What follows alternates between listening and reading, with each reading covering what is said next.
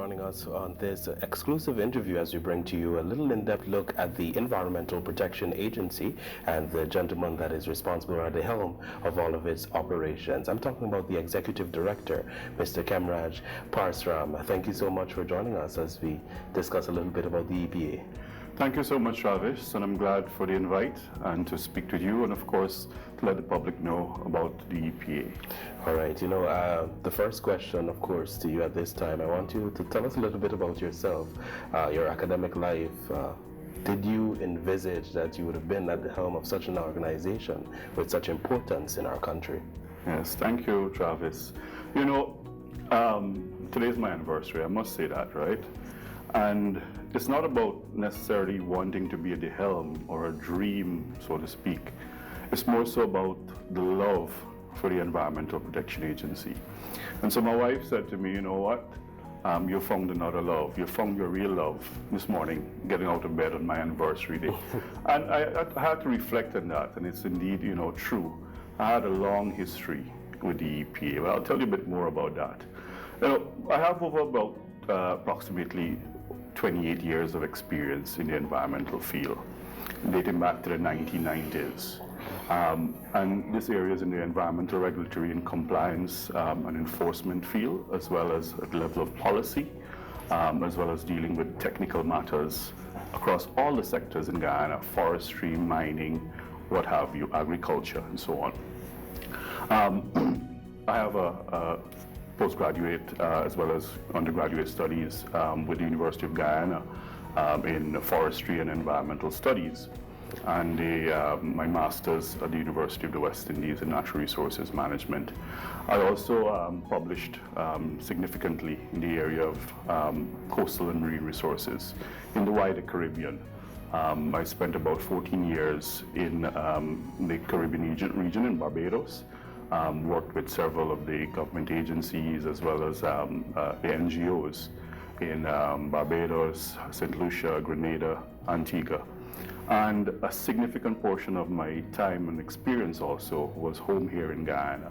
And I said I had that long history dating back to the 1994 around there. And you probably would have recalled 1995, the famous Omai gold mine cyanide spill.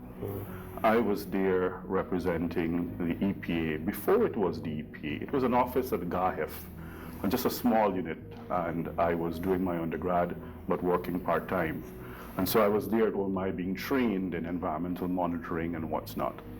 And the very night the spill occurred, I was there. And subsequently, the year after, the Environmental Protection Act came in and the agency, the EPA, was established. I worked as well with the Forestry Commission. I spent some time there as a management trainee, and then I returned to the EPA as monitoring and enforcement officer. And then in the early 2000, I went to pursue the master's degree. I came back to Guyana in 2013 as the Director for Compliance and Enforcement. It didn't exist, but it was a new division of the EPA. So I had to establish that division and implement the aspects of compliance and enforcement. So all in all, it's 28 years of experience that, covers all facets of Guyana, the development sector, the environmental sector, regulatory compliance, and of course at the policy and technical level, at the Caribbean regional level as well. Mr. Parsram, that's quite a mouthful. Yes, it shows that you would have been involved at such a young age, I'm sure. And, being there, it is your calling, and you are at the helm of that organization. So kudos to you and all your journey thus far. And I know great things are ahead also. I want us to talk a little bit about the mandate of the EPA. I know many persons may not be aware, or for some, it's kind of vague. So let's talk a little bit about the mandate and also various aspects of the agency, what it covers and how they operate. Let's touch on that. Yeah. Well, the EPA's mandate is a very broad one and a very important one.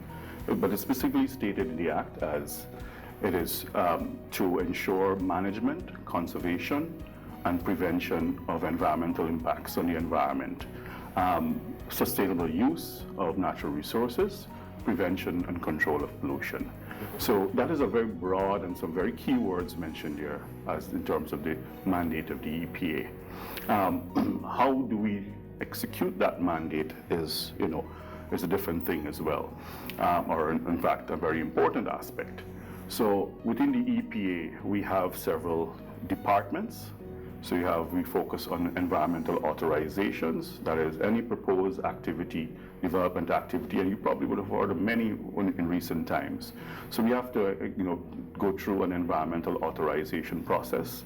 An application is made to us, we review it, we do our process as provided for in the Act, and we determine whether we can approve that project or not, and then issue an environmental permit. Then we have our compliance and enforcement arm.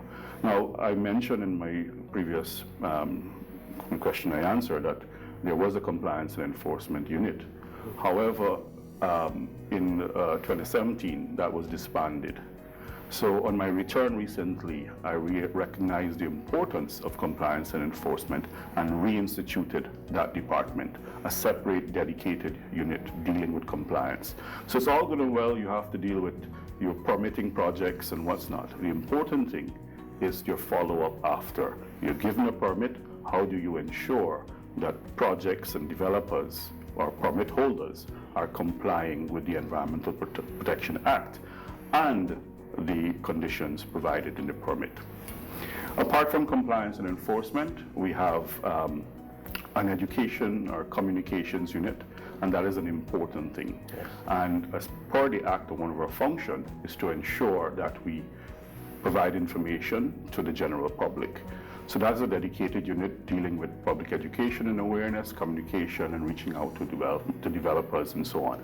And that is an area we want to strengthen as well, where that unit has to go on the ground and reach the stakeholders, whether it's developers, whether it's government agencies, whether it's the citizenry as well, to ensure that they understand what our roles are and what their obligations as well. And we have a technical services division, specifically focusing on research and development. This is an area that's been a bit weak within the agency, and we intend to get that going as well. There's also policy and planning and dealing with development activities, how to improve the work of the agency, as well as engaging and advising or informing or contributing to policy directions as well at the national level. And then dealing with multilateral environmental agreements. This is links to our national and our international obligations to various environmental agreements like the Convention on Biological Diversity, that is currently going on, the COP, the Conference of Parties. You heard the government is speaking about going to the Climate Convention, COP for that, in I think next month it is. So all these we are involved in and ensuring that our obligations to those conventions are implemented here in Guyana. Yeah. And of course, persons can also check the website, because I was perusing the website, and it has a lot of information specifically on the EPA and what the goings-ons are on a daily basis. Correct. I wanted to talk a little bit about development. We know we've seen the oil boom in our country, and the president often talks about this transformational agenda that the PPPC government is heading towards, transforming the country over the next 5 years and even beyond. So how does the EPA really play an integral role in that, in achieving where we are headed as a country? Right. Travis, the environment and the Environmental Protection Agency is a very, very, as I mentioned in the mandate, it's a very, very important agency. Now, development indeed at this time is very, very much unprecedented. We have not seen the scale and the rate of development in the past 25 years that the EPA was in existence compared to currently. Now, that means that the EPA has to play a significant role in ensuring that it institutes, implements, and ensures mandate is carried out in a fair manner, without fear and favor. Now, how do we do that? We have to be proactive.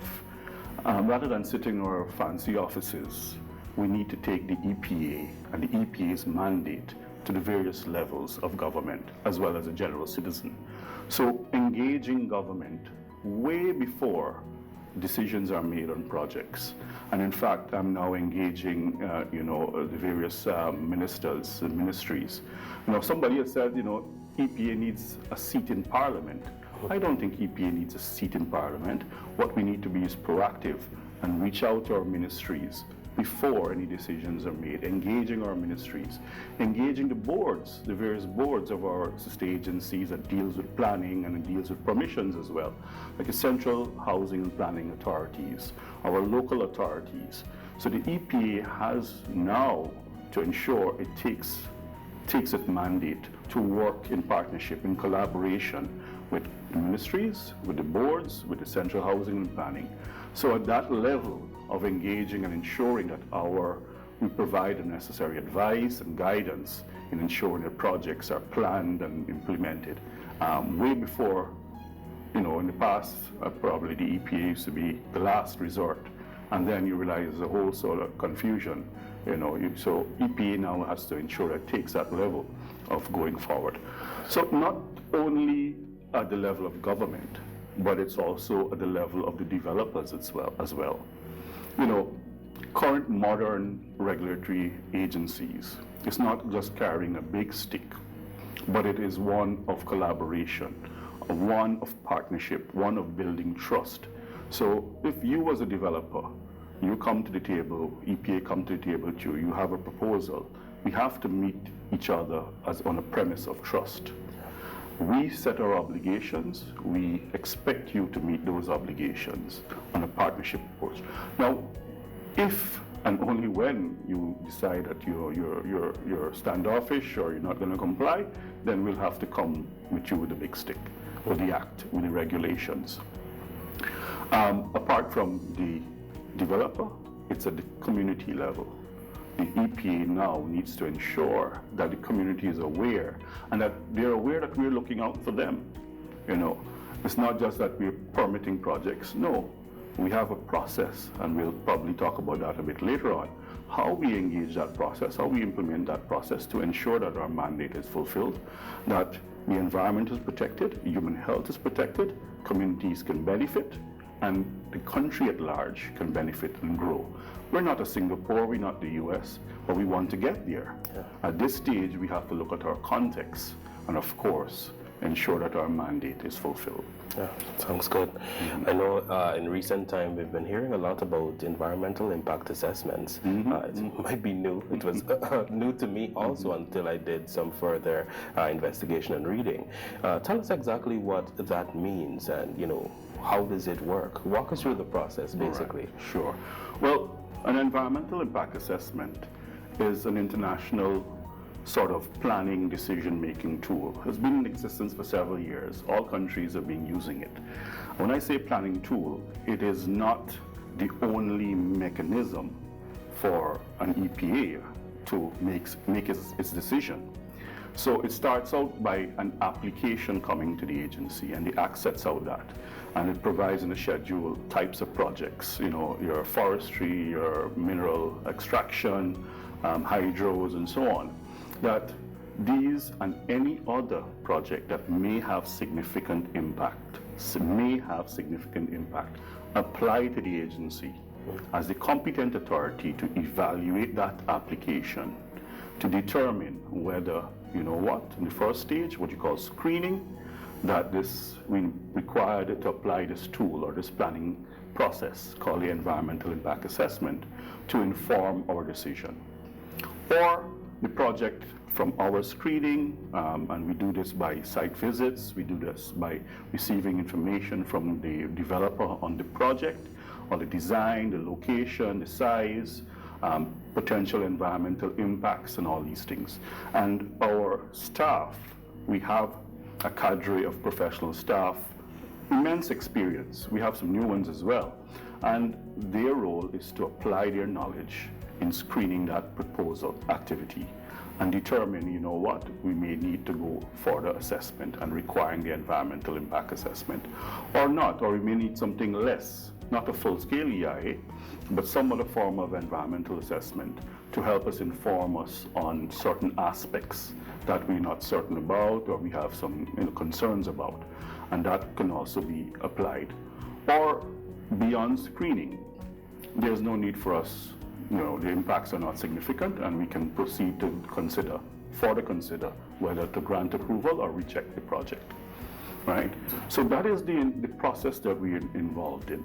There are several projects over the years, the 25 years, all the large-scale mining, all the large-scale forestry operation, and more recently the oil and gas production out there has been exposed to an environmental impact assessment. So we required that assessment before we made our decision to grant an environmental authorization, in this form an environmental permit. Now, there are other projects that are, they're much smaller scale. Their impacts are not that,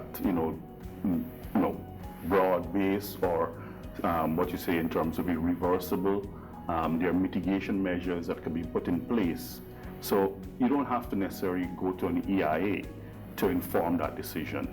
So you look at scale, you look at location, you look at the type of activity, you look at how it's in relation to the community. All these things are considered. You look at value as well, the value of the ecological aspects, the environmental aspects. And the key thing is having the ability to mitigate environmental impacts. And I want to say this, and you all know that, no project, no activity will have zero impacts. There will always be impacts. It is the aspects, what is tolerable, right? But the EPA has its key role to ensure and make that decision, to review what is presented in front of it, look at its experience and determine, whether we should go ahead and approve or require an EIA to inform that decision. So that is the process that we're engaging. The key thing is the significance. We're not perfect. We probably make mistakes and sometimes, but all in all, the intention here under my watch is to improve on those processes and see how best. And I'm open to suggestion to anybody out there, rather than beat us, come to us and say, EPA, this is incorrect. This, you can be guided. So I'm reaching out now to a barrage of internal legal advice as well as external legal advice to help us on implement the Environmental Protection Act in its entirety, without restraining any in terms of development activity, but ensure that development activity is in keeping with the Environmental Protection Act. People's health and the environment is protected. That's our role. You mentioned there oil and gas, and something just popped to mind. The Demerara Harbor Bridge, the new Demerara Harbor Bridge, the two are very different. But how different in terms of the environmental impact assessment, are they? What are the different attributes or personnel needed? Can you tell us a little bit about Sure. I know this is a very hot topic. Yes. You're comparing oil and gas to the construction of a bridge. Now, you can see the scale and the difference and the components of those projects. And you can immediately see that the scale is not similar. Now, an oil and gas, of course, was unprecedented. This is something new. We've never, experienced this in how many years? I'm old, yes, but this is the first time this is happening. And the scale that this is happening, the potential impacts from something like that would require an environmental impact assessment. Right? Now, a bridge or any other less scaled project, it doesn't necessarily, because of our experience, we've been doing this for years, right? So we have an understanding, we have a baseline, we have information to guide our decision. So we don't necessarily need a full-scale EIA to tell us what are the potential impacts, whether there are mitigation measures that could be applied. So all in all, that's the main difference. And this is what guides our decision making. Now, as we're coming down to program time, I want to ask you at this time, what more can we expect from the EPA? What more can we expect from you? What different do you bring to the table as we close out the program? All right. And that's a very good question, and thank you for it. The EPA, as I mentioned, we're not the best. We are still growing. Despite 25 years, we're still growing. People come and go, so we have to constantly ensure that we have the right cadre of people in there to execute our mandate. It is an important agency. The key thing here is that we want to be a world-class regulator. How do we do that? One, And I'm ensuring happening now is ensuring that we adhere to the Environmental Protection Act and the regulations. There are some gray areas. I'm seeking the necessary advice. I'm hiring the cadre of lawyers that is required to do that. I'm going in terms of executing and meeting outside help so that we can advise how we do that. The Act also, there's some areas where we can provide regulations, develop regulations so that we can adequately implement the Act. But that is one of the things we're doing. The second thing, and I referred to it in the previous answers, compliance and enforcement. And that is a key thing. It is not just about giving permits. It is about ensuring that we have the response capability, that staff and the team and the department that now goes out on a daily basis and monitor for compliance. That is where we fulfill one of our key mandates, is prevention of pollution, right? Ensuring sustainable use of our natural resources. Now, complaints and emergency response, that's another area that was lacking, and that has been put in place right now, bringing to this table. You asked what is being brought to the table. You would have seen right now in the recent article from the EPA, we have about 2,500 complaints. Now, what is a complaint? I'm sure there's more than that. Historically, Guyana, somebody started a bottom house with a chicken pen, or they start with a small furniture manufacturing thing. Now, next thing you know, over the years, that has expanded, and especially now, with the oil and gas development, there's demand for a lot of things happening, and many of these activities are happening all across the country. Yeah. And we are not always aware of them until somebody is affected and they call in and make a report. Now, we have to strategically design a way of how we innovate and approach that. We have limited resources, yes. No agency, no organization will have all the resources it needs. So this complaint aspect is that we're going to be dedicated. We're going to target these things. And I rest assured, I want to say to the public out there, I know you've been complaining and you probably feel aggrieved with the agency, but we're making efforts. By this dedicated unit, we're making efforts to come to you. We want to bring the EPA on the ground to you, to the people, to government. It's not just sitting in our offices. So over the next few months and as we proceed, you will see us come into communities.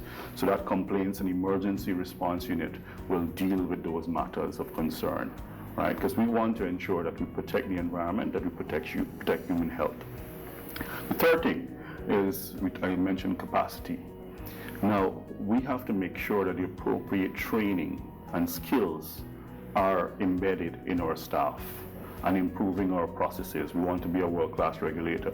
How do we do that? We have to make sure that we have a strategy for training. So there's a strategic and a dedicated training arm now being established so that staff can have the most up-to-date training in terms of inspections, reviewing EIAs, doing compliance monitoring and enforcement, and even capitalizing on modern technology, state-of-the-art cutting-edge technology, so that we, as I said, everything is spread out in Guyana, and we're here in Georgetown.